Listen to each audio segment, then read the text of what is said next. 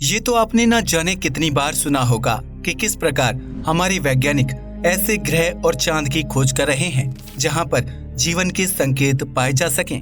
उन्होंने न केवल हमारी धरती के चांद पर गहरे अध्ययन किए हैं, बल्कि जुपिटर, सैटर्न, यूरेनस और नेपट्यून जैसे ग्रहों के भी चांद पर काफी गहरे अध्ययन किए हैं और वहां पर भी जीवन पाए जाने के संकेत हमारे वैज्ञानिकों को मिले हैं। इसके अलावा मंगल ग्रह के बारे में कौन नहीं जानता। मंगल ग्रह तो हमारे वैज्ञानिकों के लिए काफी महत्वपूर्ण रहा है, क्योंकि वैज्ञानिकों का ऐसा मानना है कि एक समय पर मंगल ग्रह पर लिक्विड वाटर मौजूद हुआ करता था। इसलिए वैज्ञानिक मंगल ग्रह पर भी काफी रिसर्च करते हैं ताकि वे ये समझ सके कि क्या वाकई में मंगल ग्रह पर जीवन के संकेत पाए जा सकते हैं या फिर नहीं। न केवल इतना ही, वैज्ञानिकों ने तो हमारे सोलर सिस्टम के बाहर भी कुछ ऐसे ग्रहों को खोज निकाला है जहां पर जीवन के संकेत देखने को मिले हैं। आपको ये जानकर बहुत ही हैरानी होगी कि आज तक हमारे वैज्ञानिकों ने 5000 से ज्यादा ऐसे ग्रहों की खोज की है जो हमारे सोलर सिस्टम से बाहर काफी लाइट ईयर्स की दूरी पर मौजूद हैं। साथ ही वह हमारे सूर्य का चक्कर भी नहीं लगाते। माना जाता है कि इनमें से कुछ ग्रह ऐसे भी हो सकते हैं जहां पर जीवन के संकेत पाए जाने की काफी ज्यादा संभावनाएं हैं। ऐसे ग्रह जो हमारे सोलर सिस्टम के बाहर पाए जाते हैं और जो हमारे सूर्य का चक्कर नहीं लगाते, उन्हें एक्सोप्लैनेट्स कहा जाता है। आज भी ऐसे कई ज्यादा ग्रह ऐसे हैं जिन्हें अब भी एक एक्सोप्लैनेट की तरह कन्फर्म करना बाकी है। अनुमान लगाया जाता है कि ऐसे ग्रह लगभग 2000 से भी ज्यादा हैं जिन्हें अभी तक खोजा तो गया है, लेकिन उन्हें एक एक्सोप्लैनेट की तरह कन्फर्म नहीं किया गया है। लेकिन फिर भी वैज्ञानिक अभी भी रिसर्च जारी रखे हुए हैं और वे लगातार हमारे सोलर सिस्टम और साथ ही सोलर सिस्टम के बाहर की दुनिया को काफी गहराई से समझने के लिए बहुत ज्यादा प्रयास कर रहे हैं। इसके लिए वह न तो केवल रिसर्च कर रहे हैं, बल्कि वह नई नई टेक्नोलॉजी का इस्तेमाल करके हमारे ब्रह्मांड के नए नए रहस्यों के बारे में पता लगाने की कोशिश कर रहे हैं।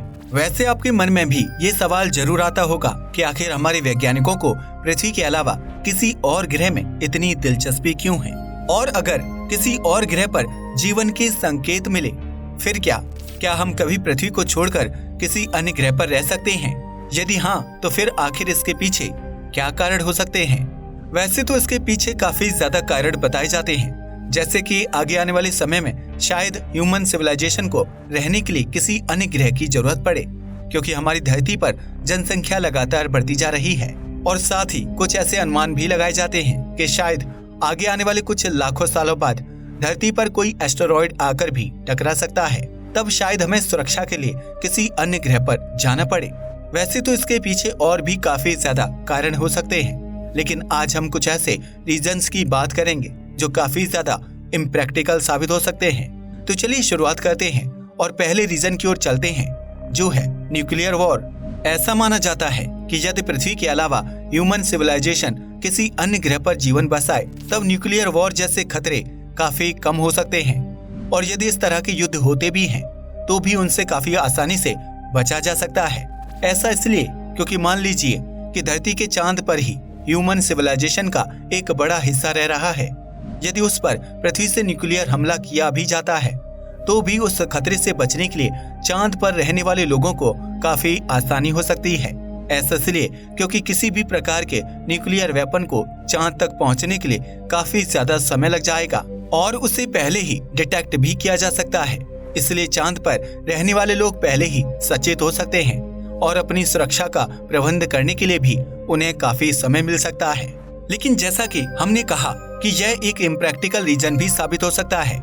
ऐसा इसलिए क्योंकि चांद पर किसी भी तरह के डिफेंस सिस्टम को मेंटेन करने के लिए काफी ज्यादा मुश्किल हो सकती है, क्योंकि सबसे पहले तो चांद पर या फिर किसी अन्य ग्रह पर इस तरह के सिस्टम को मेंटेन करने में काफी ज्यादा फाइनेंशियल सपोर्ट की जरूरत पड़ती है। साथ ही चांद पर या फिर किसी अन्य ग्रह पर किसी भी तरह के न्यूक्लियर वेपन को रेगुलर मेंटेनेंस की जरूरत होगी और ये भी काफी ज्यादा मुश्किल साबित हो सकता है, क्योंकि एक तो इसमें वर्कफोर्स की भी धरती के मुकाबले काफी ज्यादा जरूरत रहेगी और साथ ही ये हमारी कल्पना से भी ज्यादा एक्सपेंसिव हो सकता है।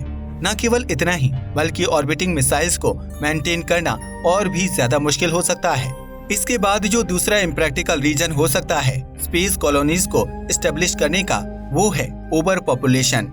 ये तो आपने भी कई बार सुना ही होगा कि किस प्रकार इस विषय पर भी चर्चा की जाती है कि हमारी धरती पर जनसंख्या अब लगातार बढ़ती ही जा रही है और इसलिए कुछ लोग ऐसे सॉल्यूशंस भी देते हैं कि शायद किसी अन्य ग्रह पर कॉलोनाइज करने से बढ़ती हुई जनसंख्या को नियंत्रित किया जा सकता है। लेकिन क्या आप जानते हैं कि यह भी कितना ज्यादा खतरनाक हो सकता है? ऐसा इसलिए क्योंकि यदि हमने किसी दूसरे ग्रह पर कॉलोनाइज कर भी लिया तो भी यह इतना आसान नहीं होगा, क्योंकि यदि कोई ग्रह हैबिटेबल हुआ भी तो भी वहाँ पर काफी ज्यादा मेंटेनेंस की जरूरत होगी। न केवल रिसोर्सेज की बल्कि इंसान के शरीर पर भी काफी ज्यादा खर्चा हो सकता है। आप इसे एक उदाहरण से समझ लीजिए। मान लीजिए कि एक ग्रह जो धरती से काफी दूर मौजूद है और जहाँ पर हैबिटेबल कंडीशंस भी पाई जाती हैं, लेकिन वहाँ की ग्रेविटी हमारी पृथ्वी की ग्रेविटी से दुगनी है। इसलिए यदि आपको वहाँ रहना है तो आपको सबसे पहले अपने शरीर पर काफी काम करना होगा, क्योंकि उस ग्रह पर 10 किलोग्राम की चीज का वजन भी आपको 20 किलोग्राम लगेगा। इसलिए आपको सबसे पहले उस ग्रह पर रहने के लिए खुद को ढालना होगा और फिर अपनी ह्यूमन बॉडी को प्रिजर्व करके भी रखना होगा, क्योंकि ये भी संभव हो सकता है कि उस ग्रह पर किसी अन्य कार्य के कारण काफी हार्मफुल रेडिएशंस पहुंचती हो। इसलिए आपको अपनी सुरक्षा का भी काफी ज्यादा ध्यान रखना होगा और इसलिए ऐसी स्पेशल मेंटेनेंस के लिए भी काफी ज्यादा खर्चा हो सकता है। लेकिन मान लीजिए कि वह ग्रह पूरी तरह से सुरक्षित है और वहाँ पर आप बिल्कुल वैसे ही रह सकते हैं जैसा आप पृथ्वी पर रहते हैं। लेकिन फिर भी यह इतना भी आसान नहीं होगा, क्योंकि पृथ्वी से उस ग्रह तक जनसंख्या को पहुंचाने में ही काफी ज्यादा खर्चा हो जाएगा और काफी ज्यादा समय भी लग जाएगा। साथ ही ऐसे स्पेसशिप का भी निर्माण करना होगा जो इंसानों को उस दूसरे ग्रह तक कम समय में लेकर जा सके।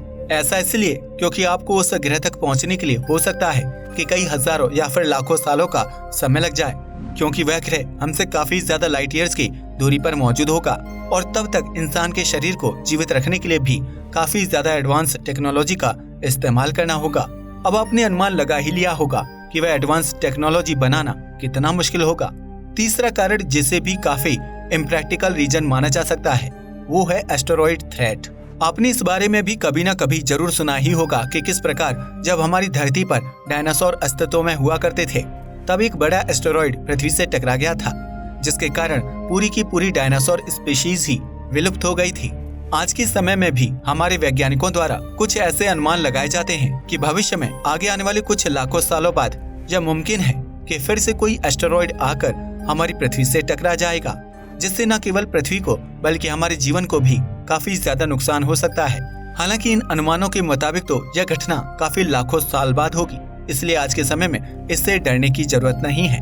लेकिन यदि हम किसी अन्य ग्रह पर रह रहे हों तब इस बात का खतरा काफी बढ़ जाता है कि कहीं वहाँ कोई एस्टेरॉइड आकर टकरा न जाए। इसलिए यदि हम किसी अन्य ग्रह पर कॉलोनाइज करना भी चाहेंगे तो एस्टेरॉइड डिटेक्शन के लिए भी एक खास सिस्टम का निर्माण करना होगा। यह कार्य भी बिल्कुल आसान नहीं होगा, बल्कि हमें हर समय जीवन को खतरे से बचाने की चिंता लगी रहेगी। अब चलिए चौथे कारण को भी जानते हैं, जो भी एक इम्प्रैक्टिकल रीजन माना जा सकता है किसी अन्य ग्रह पर कॉलोनाइज करने के लिए, और वह कारण है एनर्जी क्राइसिस। हमारी धरती पर तो हमें सोलर एनर्जी काफी आसानी से मिल जाती है, क्योंकि हमारी धरती सूर्य को हैबिटेबल जोन में ऑर्बिट करती है, जिसके कारण पृथ्वी का तापमान भी धरती पर जीवन को सपोर्ट कर पाता है। और न केवल इतना ही, बल्कि हमारी पृथ्वी काफी ज्यादा नेचुरल रिसोर्सेज को भी सपोर्ट करती है, जिनका इस्तेमाल करके हमारा जीवन और भी आसान हो जाता है। लेकिन यदि हम किसी अन्य ग्रह पर कॉलोनाइज करना चाहें तो फिर हमें वहीं के एनर्जी सोर्सेस और नेचुरल रिसोर्सेज का उपयोग करना होगा, और यह संभव हो सकता है कि वहाँ पर इस प्रकार के सोर्सेज के पाए जाने की मात्रा काफी कम हो, जिसके कारण हमें वहाँ काफी मुश्किलें आ सकती हैं। यदि ह्यूमन मेड रिसोर्सेज का भी इस्तेमाल किया गया तो भी इसमें काफी ज्यादा मेंटेनेंस और फाइनेंशियल सपोर्ट की जरूरत पड़ सकती है। अब चलिए आखिरी कारण को भी जान लेते हैं, जो कि है हीट डोम। जब भी किसी क्षेत्र में हीट एनर्जी हाई प्रेशर के कारण वहीं इकट्ठी हो जाती है, जिसके कारण उस क्षेत्र का तापमान भी काफी बढ़ जाता है, तब ऐसी स्थिति को हीट डोम कहा जाता है। और माना जाता है कि इस प्रकार की स्थिति जानवरों के लिए और साथ ही पेड़ पौधों के लिए भी काफी नुकसानदायक हो सकती है, क्योंकि इसके कारण पेड़ पौधे भी सूख सकते हैं और जानवरों को भी ज्यादा तापमान झेलने के कारण काफी मुश्किल आ सकती है। इसलिए यदि हम किसी अन्य ग्रह पर कॉलोनाइज करना चाहते हैं तो हमें इस तरह की स्थिति से भी बचना होगा, क्योंकि यह संभव हो सकता है कि किसी अन्य ग्रह के एटमॉस्फेरिक प्रेशर के कारण हमें वहां इस तरह की स्थिति को झेलना पड़े। इसलिए किसी अन्य ग्रह पर जीवन बसाना इतना आसान नहीं है। अब आपने भी ये अनुमान लगा ही लिया होगा कि आखिर किस प्रकार किसी अन्य ग्रह पर कॉलोनाइज करना कितना मुश्किल साबित हो सकता है। आज के लिए बस इतना ही। जय हिंद दोस्तों।